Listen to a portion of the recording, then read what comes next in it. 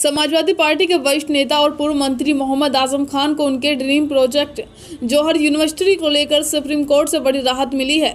दरअसल प्रदेश में सत्ता बदलने के बाद आजम खान पर 90 मुकदमे दर्ज किए गए, जिनमें जमानत तो हो चुकी है, लेकिन हाईकोर्ट से हुई जमानत में माननीय हाईकोर्ट ने जमानत देने के साथ साथ बेहद कड़ी कंडीशन लगा दी थी, जिसमें आजम खान की जौहर यूनिवर्सिटी के कब्जे वाले शत्रु संपत्ति से कब्जा लिए जाने की भी शर्त लगा दी थी, जिस पर कार्रवाई करते हुए जिला प्रशासन ने जौहर यूनिवर्सिटी की जमीन पर तार बाड़ लगा दी थी और कई इमारतों को सील कर दिया था।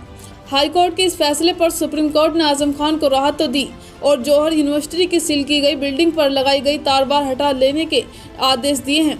सुप्रीम कोर्ट के इस फैसले को आजम खान की बड़ी जीत मानी जा रही है। सुप्रीम कोर्ट ने साबित कर दिया कि still they are so premium low in justice. हम जैसे कमजोर लोग जिनको इंसाफ नहीं मिला था और बहुत से स्तर पर इंसाफ नहीं मिलता था, उनकी आंख से अगर एक आंसू भी टपका है तो सुप्रीम कोर्ट ने अपने कलम से उसे समो दिया और जो इंसाफ की तहरीर लिखी है वह हमारे आंसुओं से लिखी है।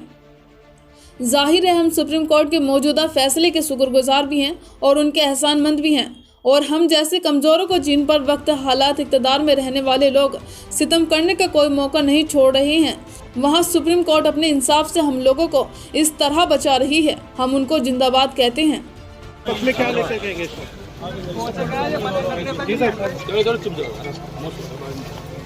सुप्रीम कोर्ट ने यह साबित किया है कि still they are supreme in justice. हम जैसे कमज़ोर लोग जिनको इंसाफ नहीं मिला था और बहुत से स्तर पर इंसाफ नहीं मिला था, उनकी आंख से अगर एक आंसू भी टपका है तो सुप्रीम कोर्ट ने अपने कलम में उसे समो लिया है और जो इंसाफ की तहरीर लिखी है वो हमारे आंसुओं से लिखी है।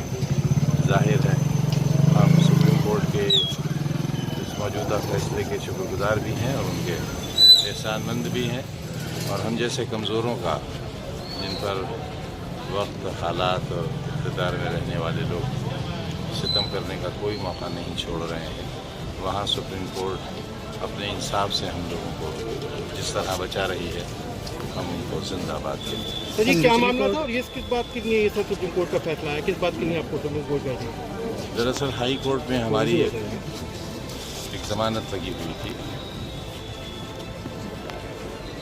मुर्गी डकैती, भैंस डकैती, शराब की दुकान लूट ली मंत्री रहते हुए, उन्हीं में से एक की जमानत लगी हुई थी, जिस पर अदालत ने क्रिमिनल मैटर के साथ साथ सिविल इश्यूज़ को भी सेटल कर दिया। उस पर भी अपनी राय नहीं, अपना फैसला दे दिया, और उस फैसले में यूनिवर्सिटी की बहुत सी ज़मीन और कई इमारतों पर भी कब्जा कर लेने का जिला प्रशासन को हुक्म दिया।